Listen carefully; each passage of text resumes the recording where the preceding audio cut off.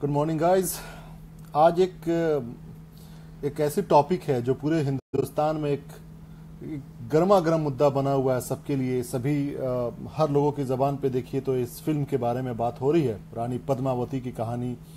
और जो मूवी आ रही है भंसाली साहब की मूवी, उस पर ये पद्मावती की कहानी को लेकर काफ़ी बातें हो रही हैं, काफ़ी चर्चाएं हो रही हैं, काफ़ी चीज़ को लेकर कंट्रोवर्सी हो रही है। मेरा मानना है हिंदुस्तान जो संस्कृतियों का देश है, जहां पर तरह तरह की संस्कृति रहती है, तरह तरह के धर्म वाले लोग हैं, तरह तरह के जाति के लोग हैं, प्रांत के लोग हैं, अलग अलग क्षेत्र के लोग हैं, अलग अलग पहनावा, अलग अलग उनकी वेशभूषा, अलग अलग उनकी पहचान, अलग अलग उनकी आस्था। जो देश इतना प्रभुत्व वाला हो, जिस देश में इतनी चीजें, इतनी डाइवर्सिटीज हैं, और हम लोग ये बड़ी शान से कहते हैं कि यूनिटी इन डाइवर्सिटी, ये पहचान है हमारे हिंदुस्तान की। तो यूनिटी इन डाइवर्सिटी को बनाए रखने के लिए कुछ चीजें होती हैं जिसको करना चाहिए। और मुझे लगता है कि हर अक्लमंद समाज को इस बात का ख्याल रखना चाहिए कि किस तरीके से एक समाज का जो आस्था से जुड़ी हुई चीज है, या फिर उनकी फीलिंग्स है, या फिर कुछ भी, वो चीज पे ठेस ना पहुंचे, उनको किसी भी तरीके से बुरा ना लगे कोई चीज। रानी पद्मावती एक हिंदुस्तान का एक सेक्शन है, हिंदू धर्म में एक सेक्शन है, सबका तो नहीं इस पर विश्वास है, लेकिन कुछ जो राजस्थान के राजपूताना घराने का जो एक इतिहास है। हालांकि बहुत सारे इतिहासकारों का मानना है कि रानी पद्मावती की कोई असलियत नहीं है, ये एक फिक्शस स्टोरी है।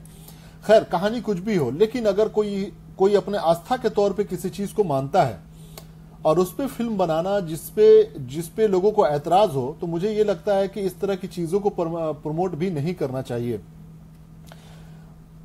एक सेक्शन को कोई चीज बुरी लगती है। देखिए, सबसे पहली बात इस बात को समझने की है, इस पृष्ठभूमि को समझने की है कि हिंदुस्तान में अभी शिक्षा की बहुत कमी है।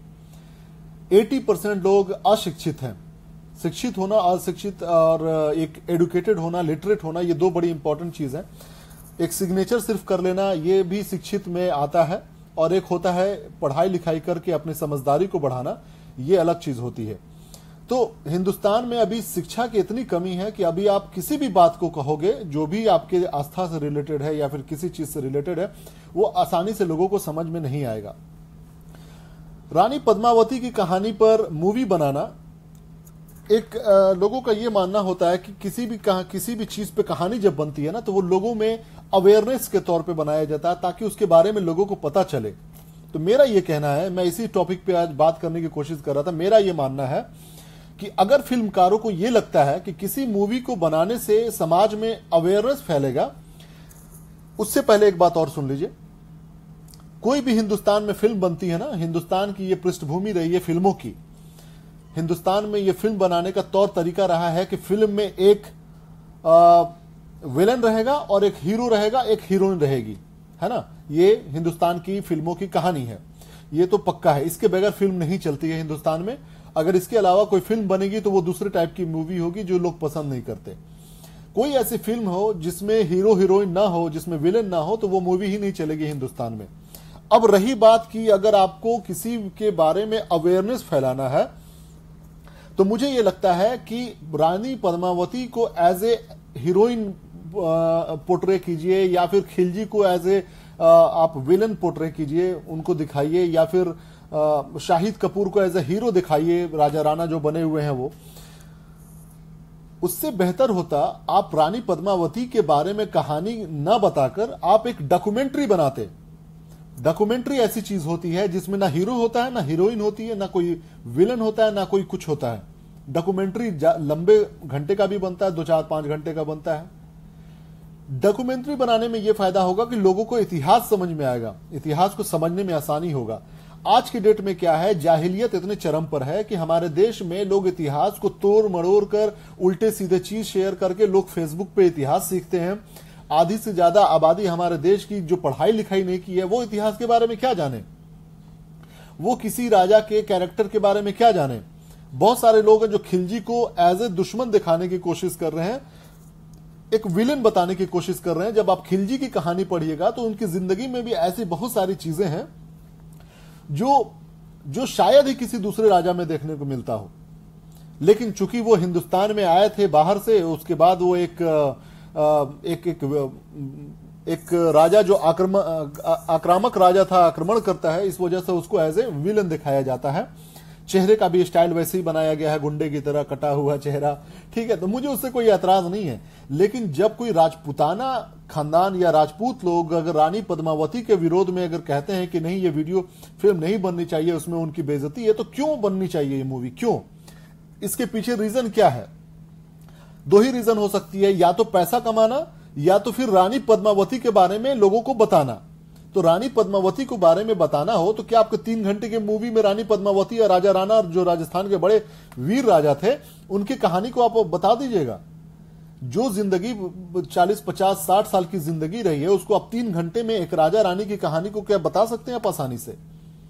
नहीं बता सकते, किसी के बारे में नहीं बता सकते। आज बहुत सारे ऐसे समाज के एक सेक्शन है जो इस मूवी के विरोध में खड़ा है। बहुत सारे लोग नहीं खड़े हैं। जो लोग नहीं खड़े हैं, कल को उनके मजहब पर, उनके धर्म पर कोई मूवी बनती है या फिर कोई बात करने की कोशिश करता है तो एक अलग आग शुरू हो जाता है।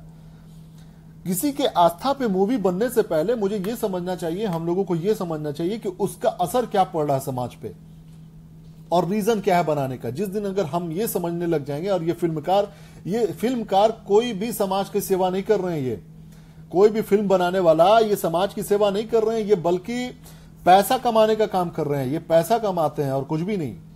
500 करोड़, अभी आप देखो संजय लीला भंसाली की मूवी बिना किसी प्रचार के, बिना किसी मार्केटिंग मैनेजमेंट के, ये 200 से ज्यादा करोड़ रुपए कमाएगी, 500 से ज्यादा करोड़ कमाएगी। तो इनका मकसद पैसा कमाना होता है, किसी के आस्था से मतलब नहीं होता है।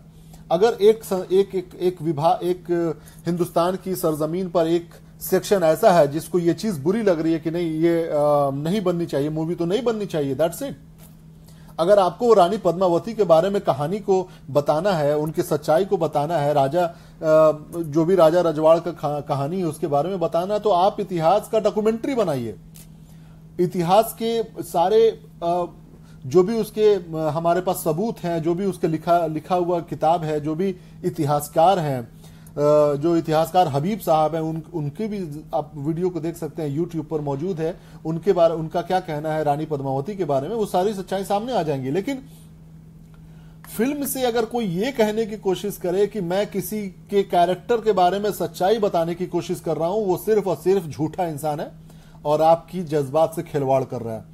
इसलिए मैं इस मूवी का विरोध भी नहीं कर रहा, लेकिन मुझे इस बात का भी ऐतराज है कि अगर कोई एक सेक्शन इस चीज को आस्था के तौर पे उसका विरोध करता है तो विरोध होना चाहिए और इस चीज को रोकना चाहिए। क्योंकि किसी के भी आस्था को अगर आप सही से पोर्ट्रे नहीं कर सकते हैं, सही से नहीं बता सकते हैं, तो कोई इसका अधिकार नहीं है किसी को कि आप उसके बारे में कुछ भी चीजें बताने की कोशिश करें। दूसरी इंपॉर्टेंट चीज है, मैंने जैसे कहा कि अगर आपको रानी पद्मावती के बारे में बताना ही है तो डॉक्यूमेंट्री मूवी बनाइए। मैं भी देख लेता हूं कितनी वो मूवी चलती है। हिंदुस्तान में आए दिन हर रोज हजारों डॉक्यूमेंट्री मूवीज बनती हैं। डॉक्यूमेंट्री मूवी में यह होता है कि आपको पूरे फैक्ट्स पर आधारित होती है, सारी सच्चाई होती है, किताब से, अलग अलग इतिहासकार से, और जितने भी हिंदुस्तान के इतिहासकार होते हैं उनकी राय ली जाती है, उनके फैक्ट्स को लिया जाता है डॉक्यूमेंट्री मूवी में।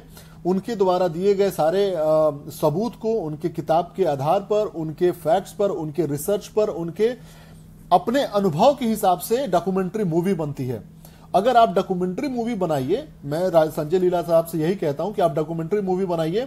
फिर मैं दावे के साथ कहता हूं अगर आप 1 करोड़ की भी बिजनेस कर लिए, अगर आप 1 करोड़ की भी बिजनेस कर लिए तो मैं समझ जाऊंगा बहुत बड़े फिल्मकार हैं। किसी भी मजहब पर या किसी भी आस्था से रिलेटेड या किसी भी राजा रजवाड़ के कहानी को आप 3 घंटे 2 घंटे में नहीं बता सकते, नहीं दिखा सकते। और जैसा कि मैंने कहा, हिंदुस्तान की जो मूवी बनाने का तरीका होता है वो 2 ही तरीका होता है, रोमांस, गुंडा और एक हीरो और एक हीरोइन। अगर आप इस 3 चीज की खोज में रहेंगे तो किसी भी राजा रजवाड़ के ऊपर कहानी बनाइए, किसी भी रानी के ऊपर कहानी बनाइए, आपको किसी ना किसी को विलन बनाना पड़ेगा। अगर आज झांसी की रानी पे मूवी बनती है तो अंग्रेजों को आपको विलन दिखाना पड़ेगा, जो कि शायद आरएसएस वाले पसंद ना करे। बनाए रानी झांसी पर मूवी, ठीक है। राजा खिलजी पर है, खिलजी की बहुत सारी इतिहास है, बहुत सारी चीजें हैं जो शायद दूसरे राजाओं में देखने को मिले, बहुत सारी अच्छाइयां हैं। लेकिन इस फिल्म में सिर्फ उसको दुश्मन दिखाया गया है। रानी पद्मावती की जिसकी लोग आस्था में पूजा करते हैं, उसके जो उन्होंने आहुति दी थी, शायद मैं सही वर्ड समझ नहीं पा रहा हूं क्या उसको कहते हैं, तो उसको जब लोग पूछते हैं, मानते हैं, तो फिर क्यों उसकी आस्था के साथ खिलवाड़ करना, क्यों उनके चीज को बताने की कोशिश करना गलत तरीके से।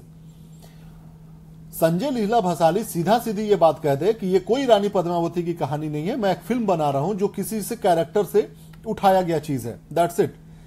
अगर आप किसी राजा रजवाड़ के ऊपर कहानी बनाते हैं तो आपको किसी को विलन बनाना पड़ेगा, किसी को हीरो बनाना पड़ेगा, किसी को हीरोइन बनाना पड़ेगा, वो चीज नहीं होना चाहिए। क्योंकि आप किसी की कहानी को आप हीरो हीरोइन के रूप में नहीं दिखा सकते हैं, क्योंकि हर की जिंदगी में कभी हीरोइक मूवमेंट आता है, कभी विलन की तरह का रूप आता है। दूसरी तरीके कि ये पैसा कमाने का धंधा है, इसीलिए मेरे बहुत सारे ऐसे दोस्त हैं जिनको शायद ये मूवी पसंद नहीं आ रही है, तो इसका विरोध होना चाहिए और बिल्कुल होना चाहिए, उनका पूरा अधिकार है।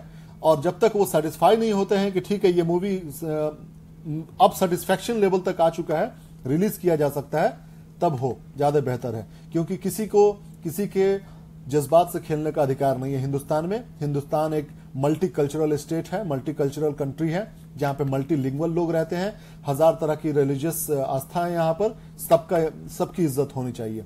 Very simple. Thank you very much guys for joining me. जय हिंद।